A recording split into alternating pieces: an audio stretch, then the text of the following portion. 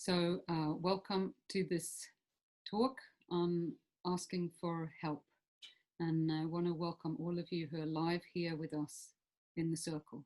And also very much welcome all of you who are in the circle listening to it afterwards to the recording. We're all here in circle together. And we're going to talk for an hour and a half about asking for help.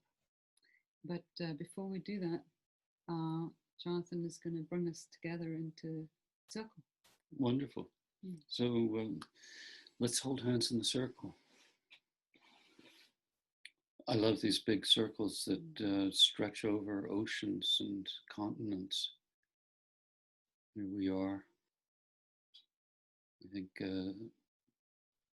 from Moscow to California, and from Finland down to Spain, and maybe further south. I didn't catch where everybody is, but here we are. Each one of us is right here wherever you are, and right here in the circle. It's wonderful to sit in the circle and feel that beautiful power. Circle is such a beautiful natural shape, appearing, existing all over the universe. And just breathe in and breathe out and relax and feel yourself sitting right here, right now, in this beautiful moment.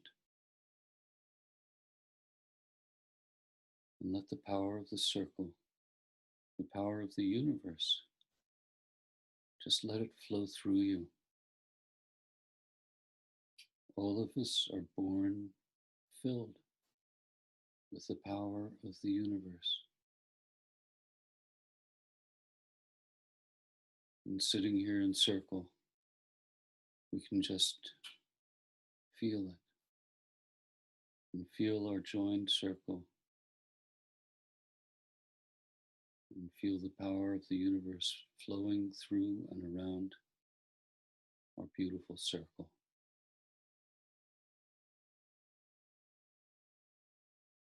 Once my teacher told me that when a circle is created, it is always there. And here we are in this beautiful circle. Thank you for being here. Thank you.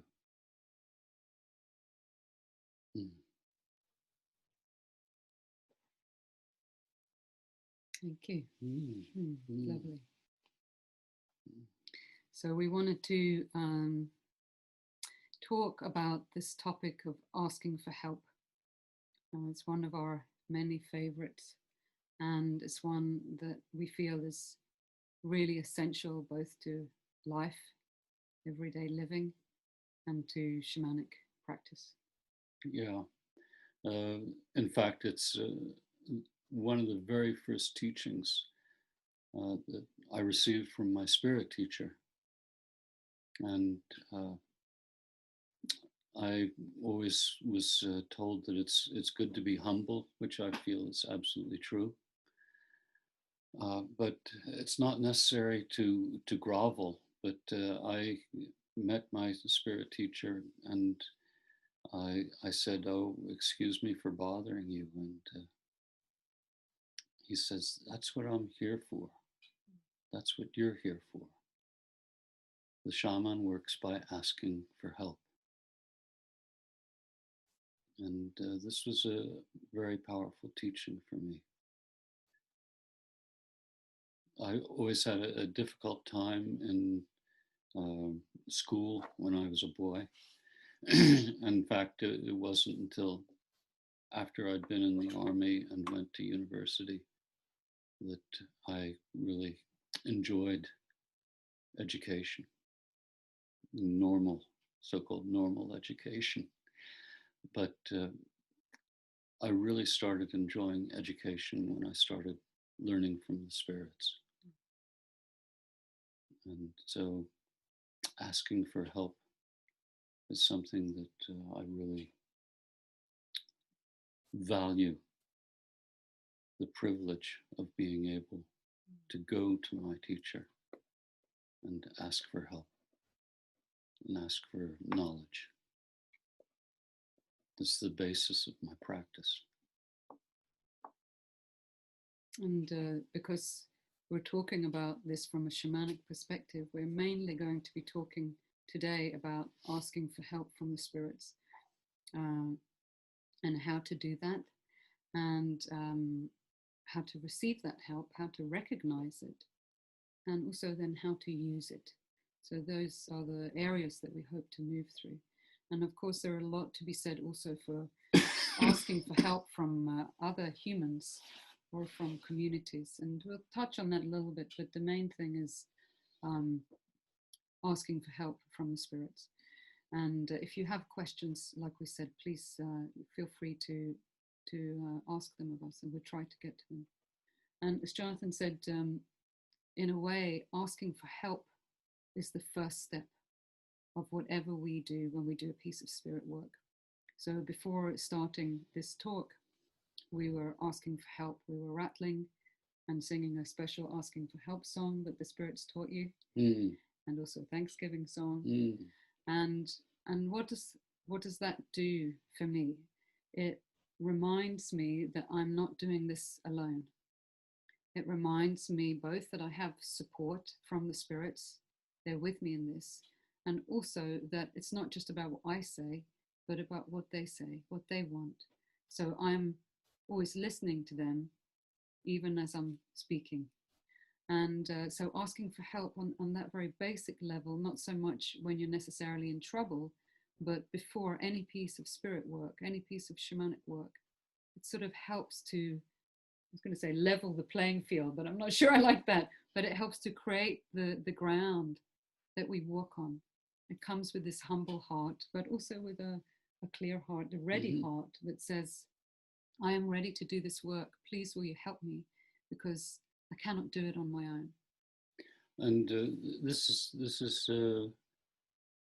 different than a lot of people's idea about the shaman, and a lot of people think of the shaman as, somebody with a very intense stare and powerful voice and,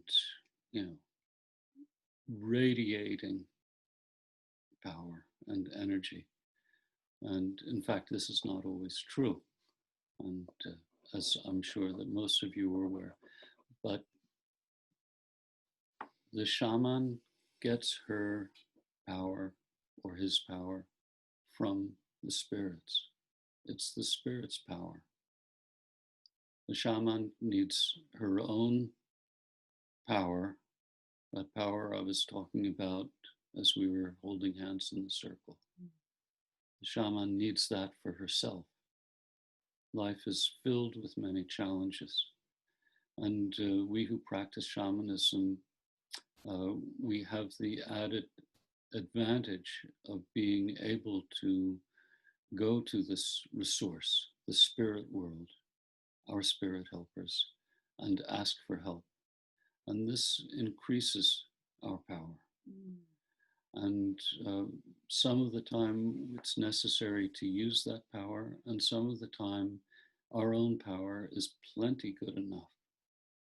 Plenty good enough. But this is the essence of the shaman's work. The shaman goes to the world of the spirits to ask for help, to ask for power, and to ask for wisdom or knowledge. And when I say power, we're not talking about controlling power, power over, the power of governments or strong people who exert their physical power over people who don't have so much physical power. That's not the power we're talking about. We're talking about the power to illuminate, the power to lift up, the power to help things to move, the power to heal. This is the power the shaman is asking for. And it's good to review these things and bring them into the circle as we're talking. And I find that what happens is, before I step into a piece of work together with the spirits, when I move into this place of asking for help as my very first step, it really opens my heart, and it begins to soften my whole area, my whole demeanor, and I more and more leave the everyday behind, and I become focused on the spirits, and I remember in my heart how much they mean to me. And I remember in my heart, in my whole being, how much this work means to me that we're about to do. And so I feel that by asking for help, I become ready. I make myself ready. I bring myself to the work. The spirits are the ones that bring the power, but my part is to show up as ready and willing and well held and clear and clean and focused as I possibly can.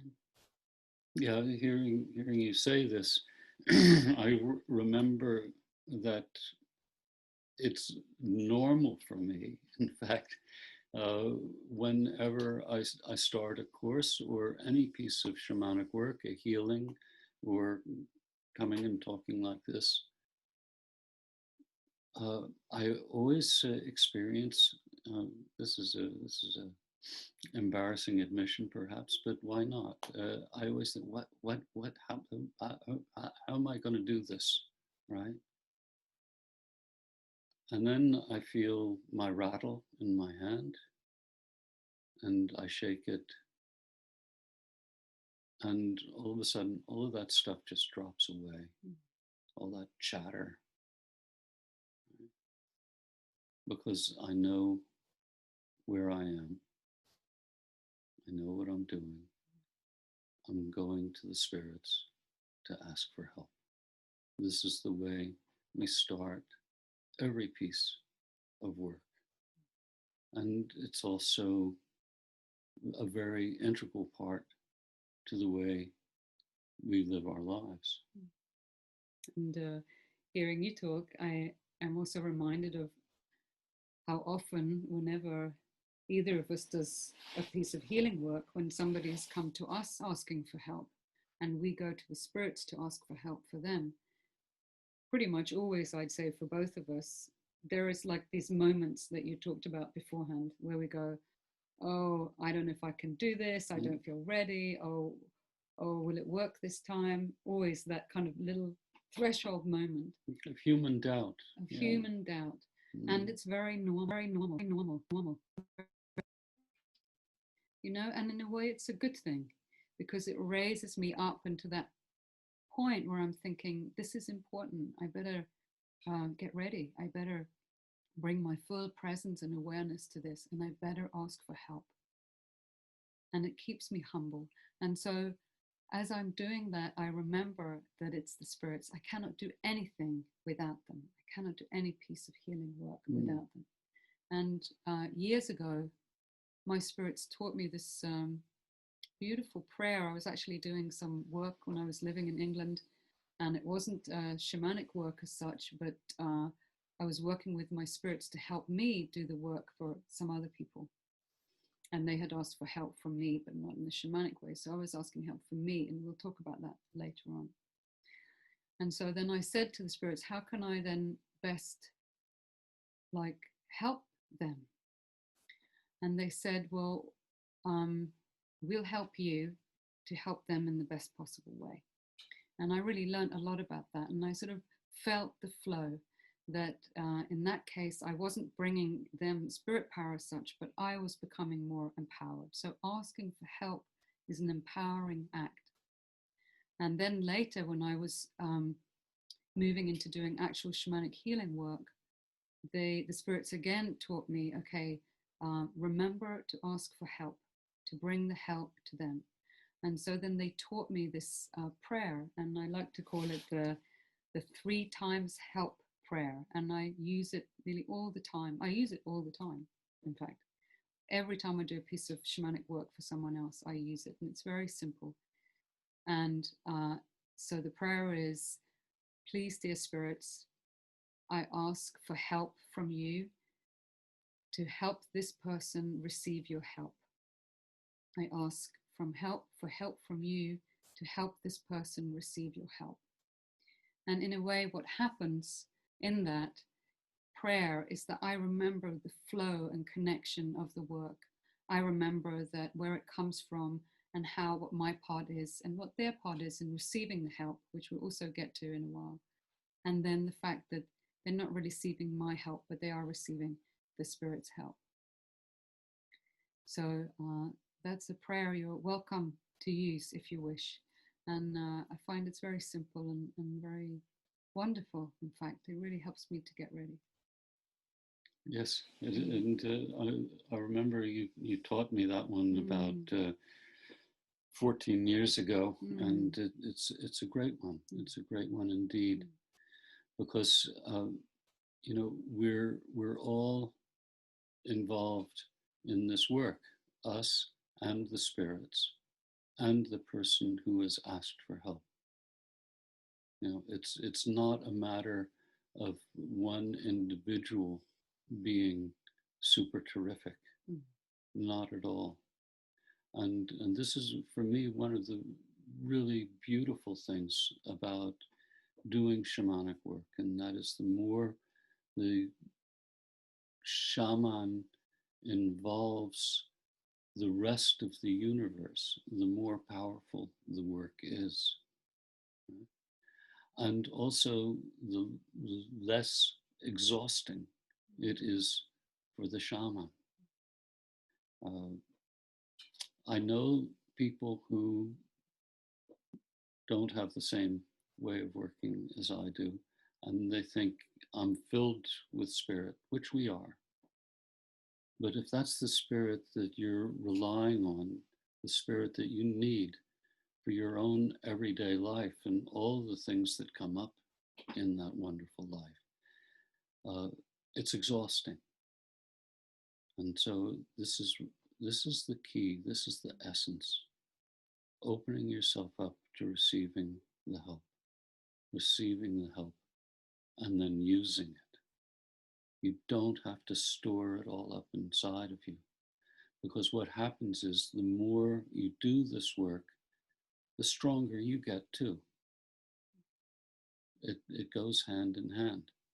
It goes hand in hand. And I remember when I first started reading about shamans in many, many cultures around the world where shamanism is found, often the shaman was someone who had a very serious illness at some point in their life.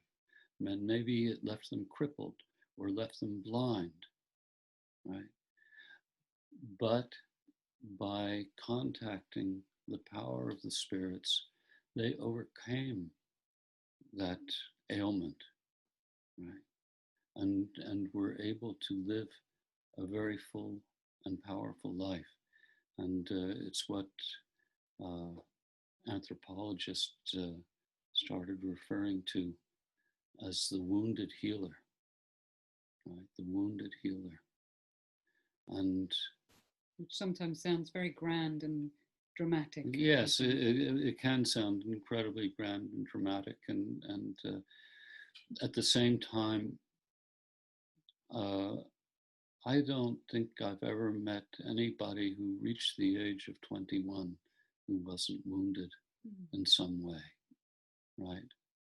And some people hang on to the wound, and then some people allow that wound to be the key to stepping into a powerful life.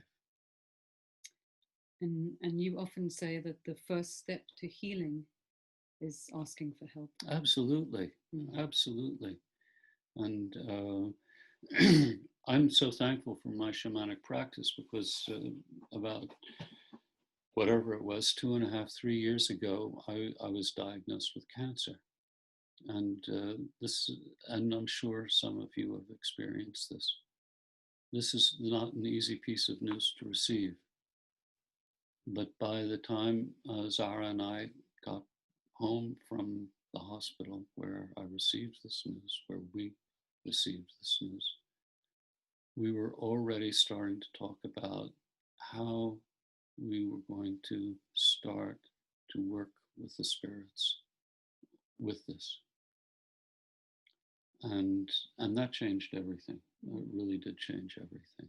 So it was very much about how to ask for help, and this is something we're going to move into now. And I just want to say a little bit more about that before, because for some people it's very difficult to ask for help. Maybe when you feel you need it, maybe you feel very vulnerable, or maybe you've been taught that you should be able to do everything yourself, or maybe you feel ashamed, or maybe you feel alone and that there isn't anybody to help you.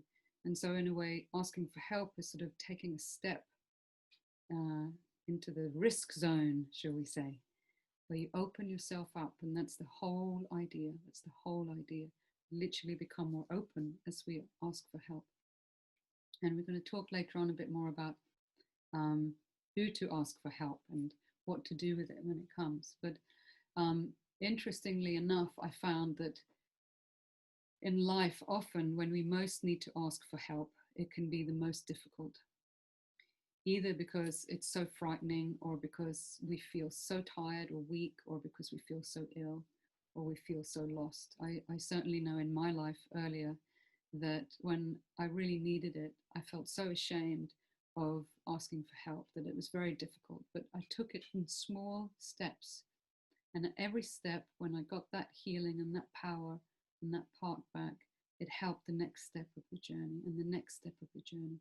So you don't need to do it all at once. And you certainly don't need to think that healing is a great fix, because it's not a fix. It's an ongoing, ever evolving journey. But the idea is to somewhere inside you know or trust or be taught, because no one really taught me, that it's okay to ask for help. In fact, it's necessary to ask for help when we really need it. Later on, we'll talk a little bit more about when we get stuck in asking for help all the time. That's no good either. But when we really need it, we can ask for help. And if there is no human around, we have the wonderful spirits. We have the water, the trees, the stone, the wind. All of these are ready and willing very often to help us in some way. And when the spirits hear our plea, when it's really heartfelt, when you stop kind of saying, well, maybe I can sort it out, or, when you go there and say, I'm desperate. And I think this comes back to what you were saying, when you face a very, very, very big challenge or illness, a situation in your life, you're desperate. We certainly were desperate. We really needed a lot of help, and we knew we were going to need a lot of help, not just once, but continually over several months or a year. And you come to the spirits and you're desperate. And this is very important in a way, because it cracks you open, and it really, the spirits are really listening to you. So don't be afraid to be vulnerable and expose, your tender heart. If you don't want to expose it to a human, just talk to the spirits. Or if you don't know how to talk to the spirits, just send a prayer out into the universe, or go and sit by a rock or a tree or a body of water and just pour your heart out and say, please, please help me. I desperately need help, please. And watch and see what happens. That's the really exciting part. It's really exciting. But I just wanted to get back to this, because we have a lot of wonderful folk stories, right? And some of these folk stories, somebody's in terrible dire need, and all of a sudden they find a pot of gold, right? Turns out to belong to the leprechauns, and they don't know that when they take it, and then they really have a good time. But all of a sudden everything seems to be taken care of. But in the case of this cancer that I had And I had to have a major operation that went on for about 9 hours. And after, well, it was about a 3 or 4 week period from when we found out that I had to have this operation until it happened.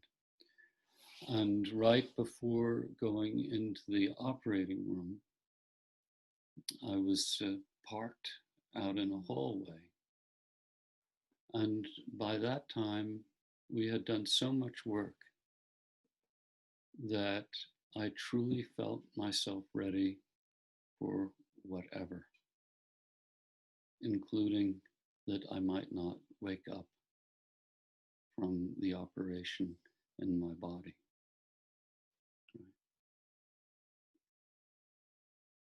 And I heard somebody say, take a good look around you. And the place I was looking around was really boring. It was like a hallway painted green. There was a door, a little sign over the door that said exit, right? But even so, by that time, because of all the work that we had done, I looked around this place and I thought, wow, this might be the last thing I ever see with my eyes. How beautiful it is. How beautiful it is. So it's not always the pot of gold that you're going to get. And when you ask for help, it's not necessarily the help that you're asking for that you're going to get. Right? But if you pay attention, you'll be aware of the fact that you do receive help. Your life will change in some way. You will change. And maybe the help you've received from the spirits is the help to look at things in a different way. And that's some wonderful help to get. A lot of people have this idea, I want, right? And this is what I go to the spirits with. I want, I want, I want. No, no, no, no, no, no, no. No. You can do that. And it really kind of got to me for a while until I realized what my teacher and my spirit helpers were doing. They weren't giving me what I wanted, but they were giving me what I needed. And it took me a while because I'm a little thick. But eventually, I found out that actually what I need is a lot better than what I thought I wanted. Because I can really change my life, change the way I walk in the world, if I can receive what I need. And this is a really key difference. It is really wonderful. You're absolutely welcome to go to the spirits with what you want, but what you want in your heart. Maybe you don't know yet what you need, and that's not necessarily your job. Your job is to say what you really long for, what you feel like help you really need, and try to articulate that. And then the spirits can see from their perspective what they feel you need. And so we talked at the beginning about not just asking for help, but recognizing help when it comes. And this can sometimes be quite tricky, especially if we're stuck with this idea that, well, this is the help I want, this is what I asked for, and I'm not getting it. And very often that means that you sort of blind yourself to what you're actually getting, which is probably, in all likelihood, what you need, what the spirits feel you really need, which might open many more doors than you think, even though it might not look like help very much. Okay. And I often think of this story, and it's a folk story that appears in many traditions in different forms. And the very, very short version of it, I'm not going to tell it here, is the farmer with a young son who rides a horse, and the son falls off the horse and breaks a leg, so he can't farm. And so that seems a disaster. And then the army comes to take all the young men away. And of course, because he's got a broken leg, he gets to stay at home. And so that's wonderful, seemingly. And on it goes in this way, round and round. And I often think of this story because it teaches me to remain open to a situation. So it's not that I'm thinking, oh my God, things went wrong or things went right. It's more that I am with the situation. What's happening here? Help me, spirits, to see more clearly what's happening here. And also to be patient, to not want things immediately. I asked for help and I want it delivered in about 2 seconds flat. Or, at least by the end of the day. But maybe it'll take 2 years. Who knows? The spirits have a totally different time frame, and we certainly in this so-called industrialized, civilized, modern world, we have a very different time scale than a lot of not just spirits but life. And so remain open in your heart to the fact that the help is coming. I think when we close the door to our heart, it's more difficult for the help to come in. It's more difficult for us to actually recognize the help when it comes. And how can we receive it if we can't even recognize it? And so there are different types of help that we will talk a little bit about from our experiences that reminds me, helps me, teaches me to see that, okay, this is not what I was expecting when I asked for help, but it's really, really helped me a lot. And one thing I can share is that some years ago, one of our really beloved cats that had lived here for a very long time and was sort of very active in the area and in the work here, he was getting increasingly ill. And I did a lot of work with the spirits asking for help. Please, please, please heal him. Please make him well. Please help me to help him. And I'll do anything, pretty desperate. And then it became clear that that wasn't going to happen. It became clear that he was very quickly moving towards the end.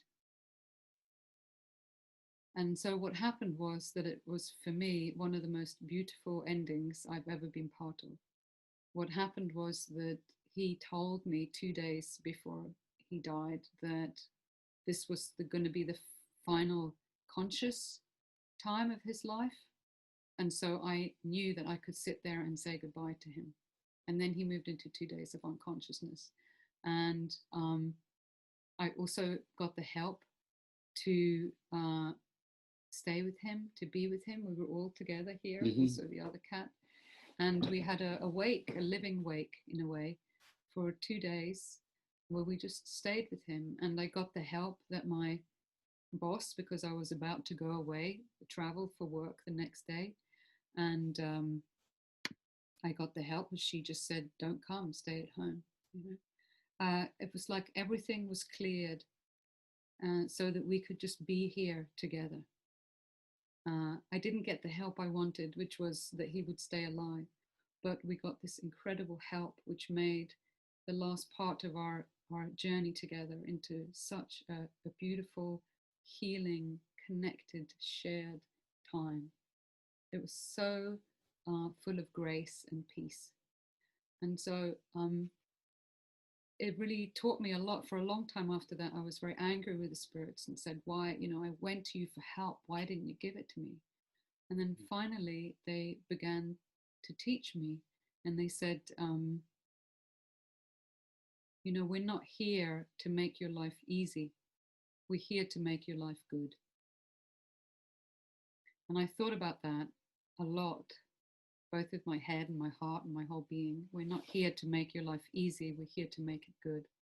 And that really changed things for me a lot. I really began to see very clearly the distinction. And I began to stop expecting them to fix everything, to make everything perfect, to take away all the pain, because that's not what it's about. But I did expect them even more deeply to be with me so I could walk through the pain. And that really shifted my whole way of being, my whole approach to life, to no longer assume and expect that I could be pain free, but rather to know that they're going to be with me as we move through these times and heal and learn, or whatever, get wiser, whatever happens. Mm. So this is I remember the time very well, and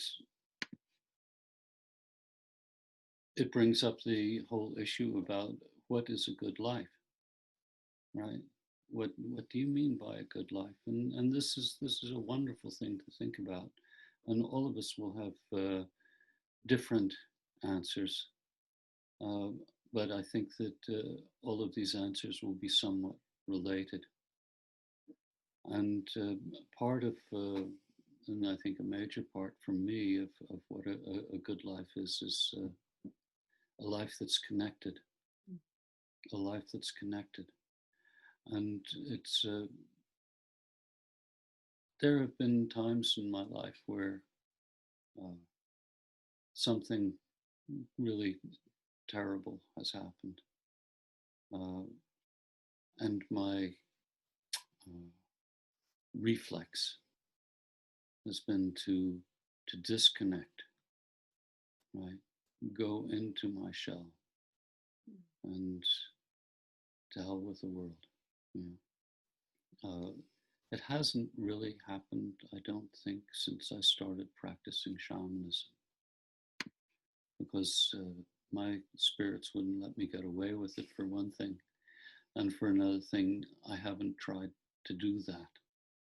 Okay, I've moved from the city out into the countryside, into the woods, in fact, but that's not to get away, that's not to move into a shell. That's to feel the connection even more deeply.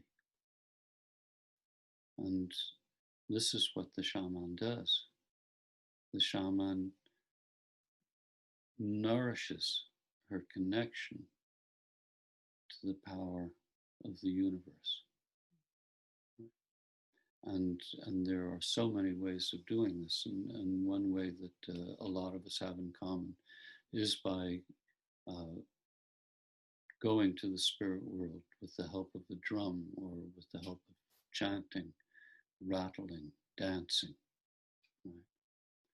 Right? I used to use drugs in the old days, but I found out that actually the drug took me away, but it didn't necessarily take me to the spirit world. And when I go to the spirits, it's because I need help. I need help in either the form of power or advice or wisdom, anything. All kinds of things can constitute help. But it's incumbent upon me, the way I work now, is that I also take with me an awareness, right? and a discipline, not a control, right?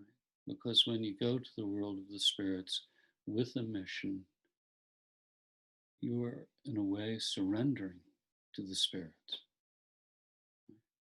The shaman surrenders to the spirits and trusts. Trust with a capital T. My teacher told me one time there are two kinds of trust. Small t, trust that everything will be all right. And then trust with a capital T. And that is that knowing that everything is all right. And it's just asking for help to move in whatever situation we come to. And I'm sure most of you have heard this saying of the prairie Indians, and today is a good day to die. This is an expression of absolute trust. Of course, I don't really want to die today, but if it happens, I'm going to do everything I can to be ready for it. And ask for help. And ask for help. That's what I'm going to do to be ready for it, is ask for help. Yeah. And I want to come back to a couple of things you were saying earlier, Jonathan, about seeing something from a new perspective. And I feel that's often the difference between the help I want and the help I need. And this is also about learning to recognize help. And so sometimes we want the help to change a certain situation, whether it's to take away pain or to sort out a difficult relationship or change something around us in the world. But that isn't always what the spirits do. That isn't always what the help does. It doesn't change the situation, but the help can help me to better deal with a situation, right? So maybe I still have a terrible relationship to my cousin, for instance, but I'm more at peace with it, or I feel better equipped to know how to begin to approach her, right? So it's not that they just take away the pain, they give us more power, they give us more resources to actually live life to the full, like you were saying. You know, life isn't just about laying back and like letting someone else do the hard work. You know, a really great life is when we're constantly learning, challenged, you know, becoming wise because we've experienced things, we go through things. And with the spirits, you don't have to go through it on your own, right? And so don't think that you're not getting the help just because it hasn't changed the situation. Try to really pay attention to, how do I feel? How do I feel about the situation? Maybe I'm somehow more accepting of my cousin now. Or maybe I decide that I'm no longer going to even try to contact her and just really be with myself. I suddenly feel, I don't feel guilty about that anymore. There's so many different ways that can help us to relate to a situation in a different way. And again, something my spirits taught me a while back was also related to trust. And I think this was very difficult for me to recognize as help for a while. And that was that I was in a situation that I found very upsetting. And the spirits whispered in my ear and they said, what if this is perfect right now? What if it's perfect right now? And I went, what do you mean? This can't be perfect. This is terrible. Look, they're cutting down this tree and it's awful. And, you know, it's shocking. And like, what do you mean? And they said, just what if? Just what if? And I said, okay, what if? What if it's perfect right now? And what happened to me in that situation was I calmed down. I calmed down. I didn't leave my body. I didn't go crazy. I calmed down and I could make a better decision about what I wanted to do next. And ever since then, this is a technique I use a lot. And that's not to say that it is perfect. It's just that I am trusting what if it is. I'm trusting a bigger picture. I'm not saying that we should accept everything that happens, but one part of me, the other parts can remain furious or upset or distraught. But one part of me also says, I trust that this is just as it needs to be. And for me, it's not so much about that I'm accepting it. It's more that it brings me back to a place where I'm in myself and I can then act from a place of power. And a while back, I got ill. I just got this constant kind of low level illness for several months, and I was really frustrated with it. And finally I said to the spirits, look, you know, like, how long is this going to go on for? You know, I need to get back to work and do what I need to do. And my spirit teacher said to me, well, this is your work now. I said, what do you mean? She said, this, lying here being ill, that's your work now. And I said, really? And she said, yeah, and I'll teach you about it if you're willing to listen. And I said, yeah, I'm willing to listen. And she taught me amazing things that I had to go through because I couldn't run around and do what I normally do. And then 3 months later, I found that the teachings I had learned through going through that period in that way were very, very, very helpful in the situation that was going to come a few months later. And again, it taught me to trust the spirits very much, and not to stop trusting them just because I'm not seemingly getting the help I need, but to sort of scratch the surface and look a little deeper. Yes, it sometimes takes a little scratching as well. But this is the thing. This is the thing about we're brought up. I think most of us in what we call the Western world. I think most of you are having a Western world upbringing. We're brought up with these two very interesting words, bad and good. And they're very handy for expressing our emotions, right? And I probably do use both words many times each day. But to really get to the treasures of life, it's to stop looking at things as being bad and good, but start to look at what is this showing me? And it might be showing me something entirely different than what it's showing Zara, right? And so then we come to these other two amazing words, right and wrong, right? And what's right for me might not be right for her. But these emotions, shall I say, the emotions of good and bad, the emotions of right and wrong, can be great teachers for us. Right? I am responding to this as if this I am witnessing is wrong. Right? Wonderful. This is a perfect opportunity to go to your spirits and say, what can I bring to this situation? What can I bring to this situation? And then you've got something to work with. The world today is incredibly complex, just absolutely amazingly complex. And none of us, I don't believe, have the power that high-ranking politicians have. But we do have the power that we do have. And for me, it's vital that we never forget this.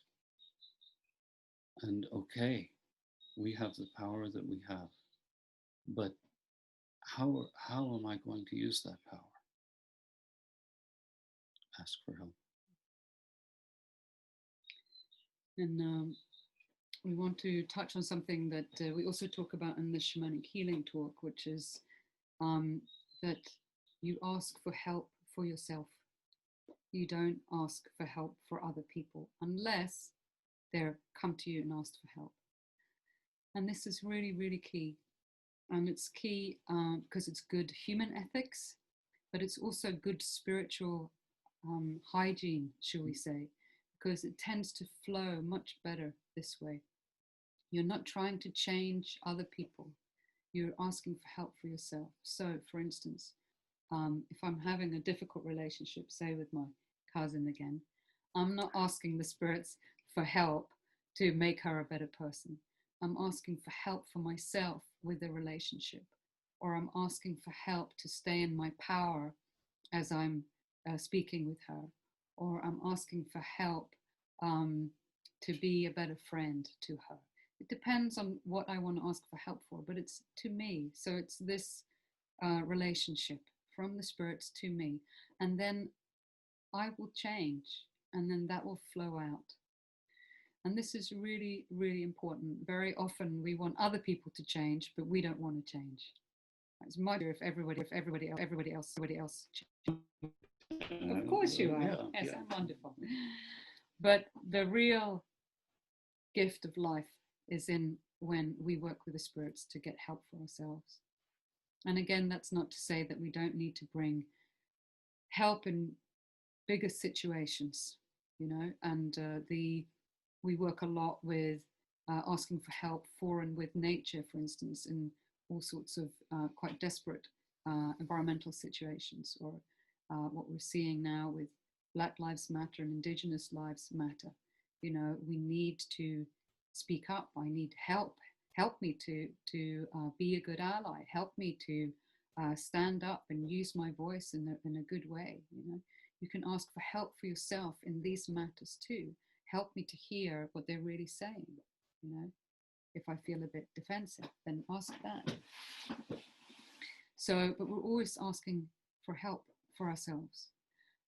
Once I did a piece of healing work for someone many years ago, and she was, I guess it was sort of near the early part of my healing work, and I think she didn't quite trust me.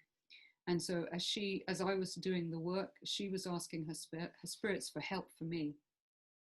She wasn't asking for help for herself to receive the help. She was asking them to help me, which I tell you kind of got in the way of the work a little bit and made it a little bit difficult. So, but this is actually, it taught me a lot. It taught me a lot about how if someone comes to you, human person asking for help, it can be very difficult to trust. It can also be very difficult to put yourself in the hands of somebody, and you have to, I certainly, before I go to somebody, I kind of take my time to work out, you know, who's a good person for me to work with, and maybe I hear some good things about them, but I still have to try it out for myself. Is it a good fit? You know, so all of those things is part of my human practice as somebody coming to ask for help, to receive help. And then if I find myself in a situation where all of a sudden I'm not trusting them, I'll ask for help for myself. I'll ask my spirits to say, help me in this situation. You know, either help me to trust the situation and receive the help that's coming, even though it's hard, or help me to get out of here. Right. So again, you bring it back to yourself. Right, and then we do have the cases where people come and ask for help, right? And this is basically a whole other story. And for those of you who have never done any shamanic healing yet, and somebody comes to you and asks for help, the first step is to, because you might think, oh no, I am not ready for this. I am not ready for this at all, right? And I went on a shamanic healing course, I guess about close to 40 years ago. And it was down in Switzerland, and I came back, and I had really felt empowered by this course. And my last conversation with the spirits was to tell them that now I was ready to be a shamanic healer. And so please send me somebody that I can work on, right? I hope you're laughing. It was, or crying. It was, I think back on it, and it was perfect. It was absolutely perfect. Because what happened was that I got back to Copenhagen, and I was walking down the street in my neighborhood, and I had a friend who was a dynamo in the local environmental group. This was way back in the early 80s. I mean, this man had so much power and energy. He could absorb the information and carry it further, inspire people. He was great. And there I was walking down the street, and all of a sudden, I see him and his wonderful partner walking up the street while she was walking up the street. He was sitting in a wheelchair. And my instinctive reaction to this was, where is a shop I can duck into and avoid? Because when I had left 3 weeks before, I seen him, he was doing great, no wheelchair. But somebody said, stop it. Don't go into that shop. Don't run away. Don't run away. And so I walked up and I said, what's going on? And I was told that he had been diagnosed, making a long story as short as possible. He had been diagnosed with a brain tumor. It was not malignant, but it was growing in an uncontrolled way. And the doctors had said, you maybe have 2 weeks. Devastating. Well, he was seen very good humor, and so, you know, like that helped me not to fall down on the street and pound the pavement with my fists. And he said to me, well, haven't seen you around for a while. Where have you been? And I said, well, I've been off in Switzerland taking this shamanic healing course. And he said, turned to his partners. What did I say yesterday? I need a shaman. That's what I said yesterday. Isn't that true? And she nodded her head. Yes, that's true. And will you help me? You know, and then I remembered what I had asked for. And of course, the spirits didn't make this man ill so that I could work on him. No, not at all. But they sure put me right in his path that morning. Engineered walking the street. Meeting. They engineered the meeting all right. No questions about it. And so we worked together. Well, the 2 weeks became half a year. And he died half a year later. But we did a lot of wonderful work together. And before he lost the ability to speak entirely, he told me how much this had meant for him to do this work, and that he now felt ready for whatever was coming. And then he and his lady love and his mom went on the trip to the Mediterranean, enjoyed the autumn weather. Yeah. So, I mean, you can't control life. And I don't know if we really want to, but we can ask for help.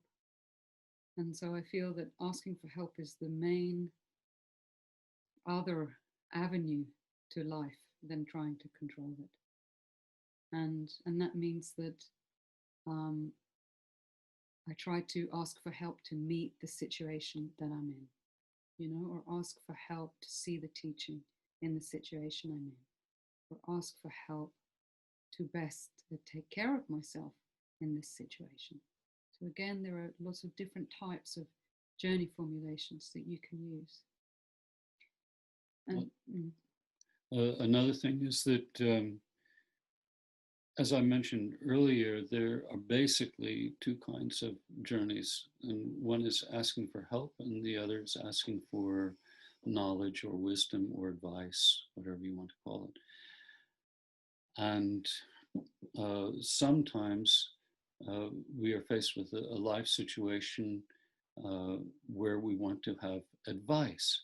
And of course, advice is a kind of help, right? And then we get the advice, right? And sometimes the advice can be really difficult. It seems really difficult when we get it, you know? You have to leave your job. Yes.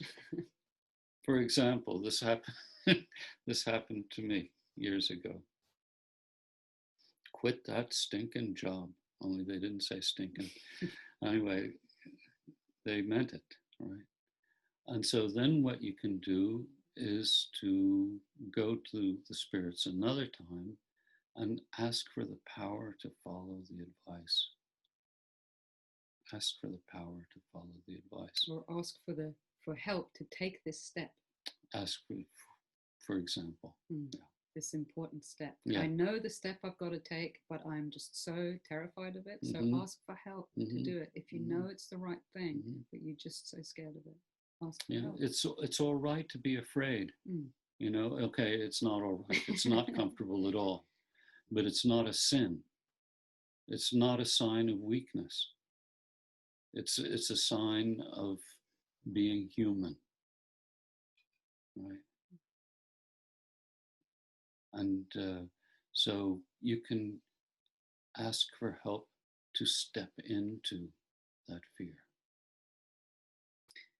So, Jonathan, do you want to say more about how to receive the help we get then? We talked about how we can recognize it, but through the years, we've talked a lot about how difficult it can be to actually really receive help, you know, not just because it's not what you think you want, but because maybe it's exactly what you want, or because it's really powerful or really beautiful, and you think, oh, I'm not worthy, or why is this for me? Or you might think, no, it's going to change my life too much. I really want it, but it just feels too big.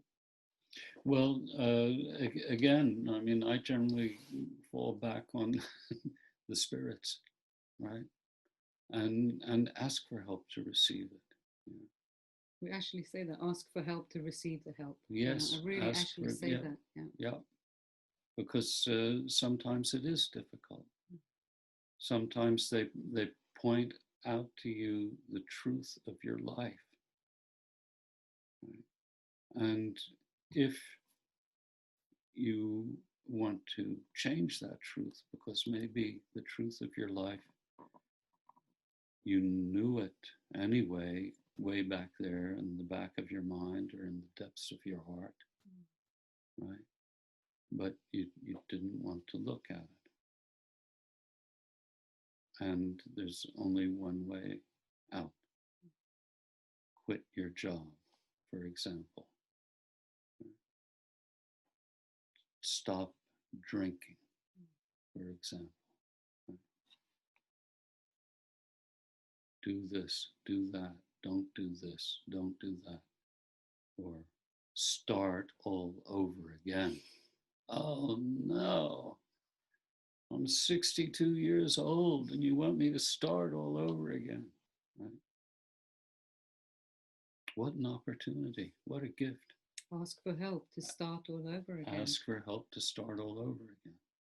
Another beautiful formulation that I've used is ask for help to speak clearly. And I don't mean this thing about speak my truth, but which is all about me saying what I think, but also, but just to ask to speak clearly and to listen well. And so, for instance, again, years ago when I was living in England, I had a very sticky meeting with my boss at the university, and I knew it was going to be very difficult. And as I walked from the underground station, 10-minute walk to his office, I was asking for help, and I was basically asking for help. I wasn't asking for help to give me what I wanted. You know, I knew what I wanted from him, but I didn't ask for help for that. I asked for help to speak clearly and listen well. And I asked for the meeting to be peaceful. And I asked for help for me to be myself in this meeting. Those I find are very, very good mission formulations. Instead of saying, ask for help to get a raise or ask for help to be promoted, right? They're ask for help to get my way. To get my way. They're all result driven, you know, and they're also pretty ego driven. And totally understandable. But I found that instead of looking at those result driven formulations, it's more about how I carry myself. It's more about how I am in the world. You know, it's more about how I am present. Ask for help to be present. You know, ask for help to speak true words with kindness and compassion. You know? Those I find are often the real magic portals that open up into a win-win situation. So it's not a win-lose situation. I'm not interested in win-lose anymore. Win-lose is a fallacy. It doesn't exist because we are connected to everything. So it can only be win-win or lose-lose, right? The win-lose is a sort of very short-term fallacy because if someone loses, we all lose. So this is a very difficult and long conversation, but that's what I try and remember. You know, it's not about winning or losing, right or wrong, good or bad.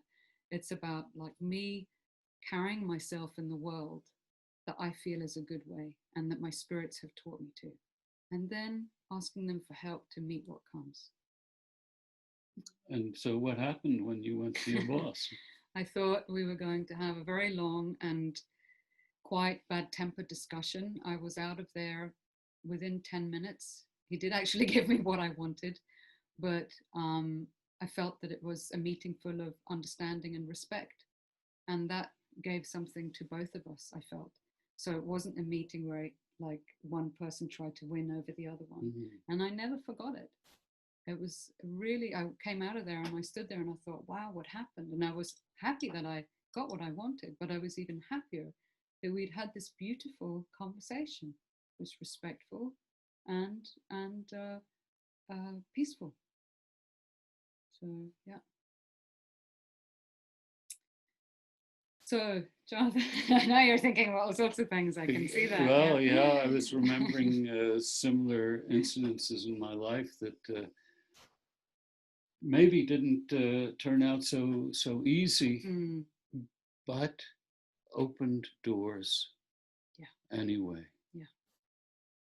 And maybe not right that moment, but maybe 2 or 3 weeks later. Maybe 2 or 3 weeks later, or maybe right at that moment. Maybe right at that moment. But the shaman works together with her or his spirits. And the first step, always the first step, is asking for help. And the last step is always giving thanks. And I always ask my spirits, what can I do for you? At the end of a journey. Or any piece of work, ceremony. Or any piece of work, yes. And when I do a healing for people, I also ask the spirits, you know, do you have any messages for this person? Right. And they often do. And sometimes these messages can be real life changers. Real life changers. And I remember one time in England at a conference on shamanism. I did a talk in the morning about the way I practice, and in the afternoon I did a 3-hour shamanic healing workshop, which basically boiled down to doing a healing. And so a whole bunch of people arrived. I said I only wanted to have 30, but they let about 80 into the room. It was a big room, thankfully. And so I talked a little about shamanic healing and then asked for a volunteer. And we had a break for getting a glass of water, whatever people wanted to do. And 4 people came up to me. And one of them was a woman who had been suffering terribly for 2 years. She was a young woman, and she was a psychologist working in the mental ward of a hospital in a large city. And she had had colitis very badly, which caused intestinal bleeding. She'd had this for 2 years. And as soon as she talked to me, my spirits tapped me on the shoulder and said, "It's her." And we had this terrific healing ceremony. And at the end of it,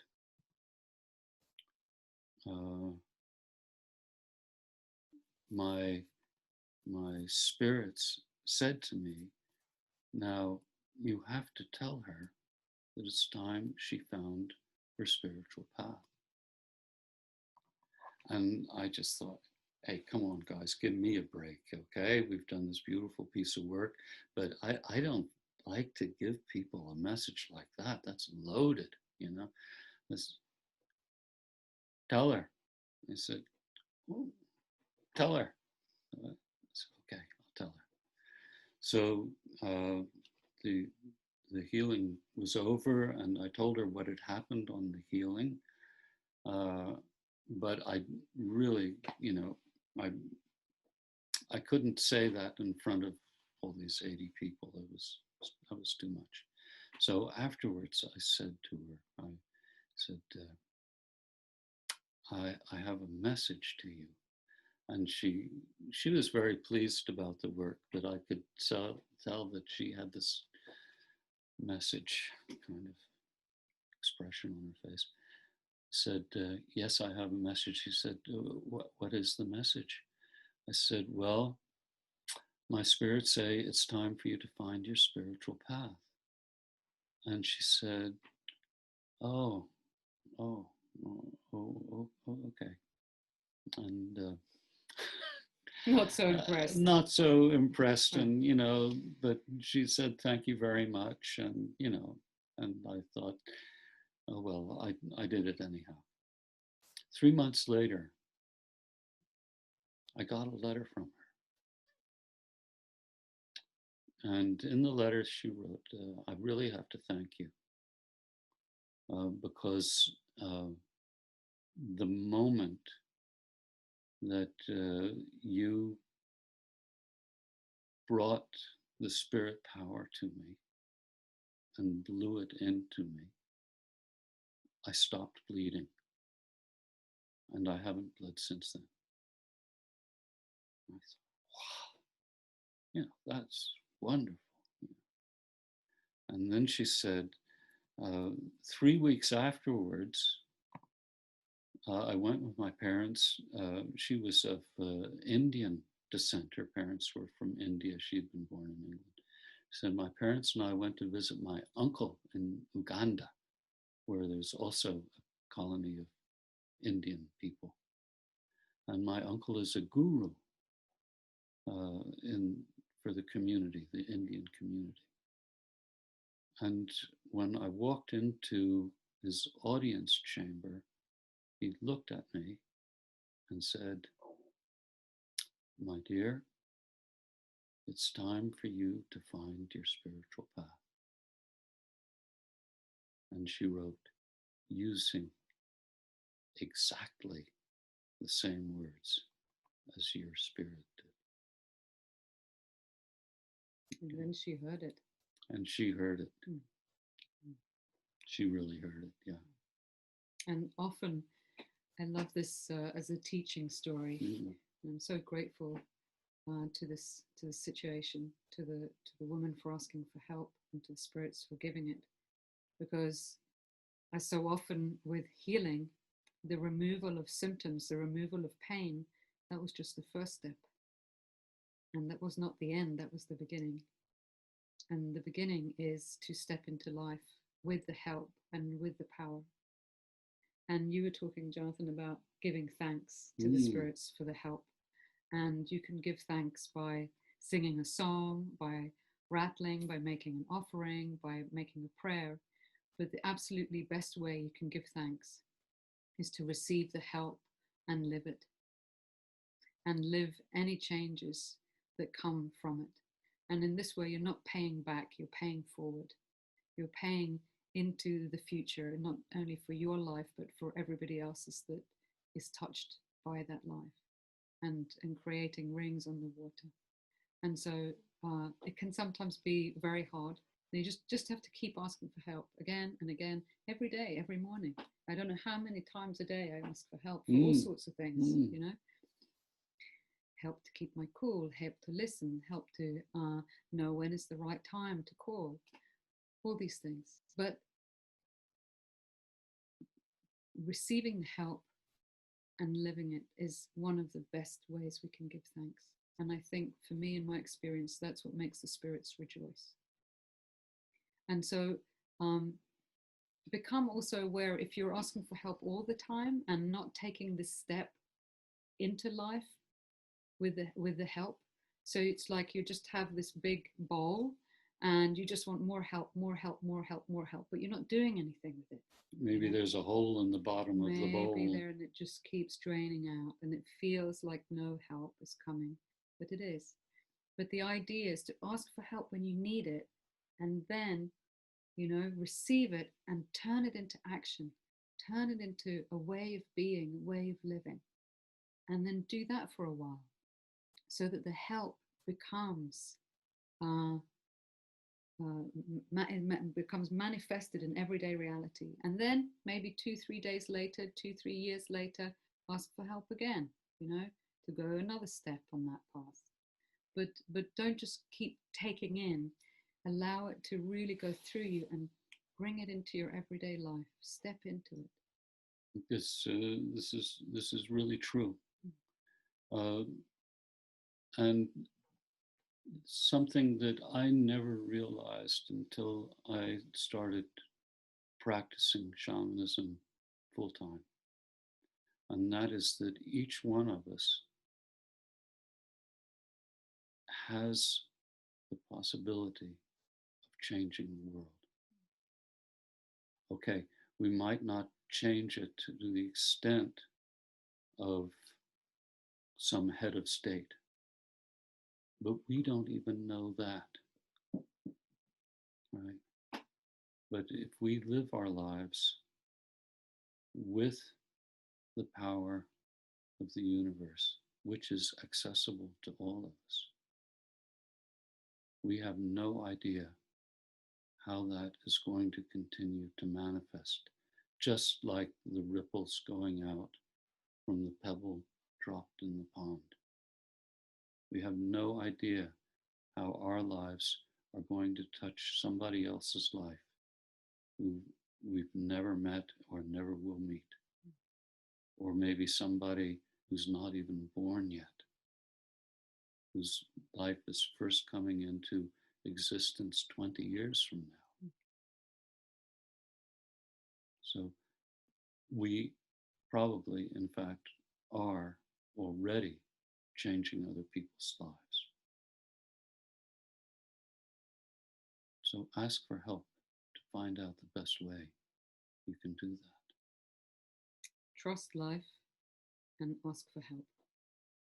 For me, I think that's what it really boils down to.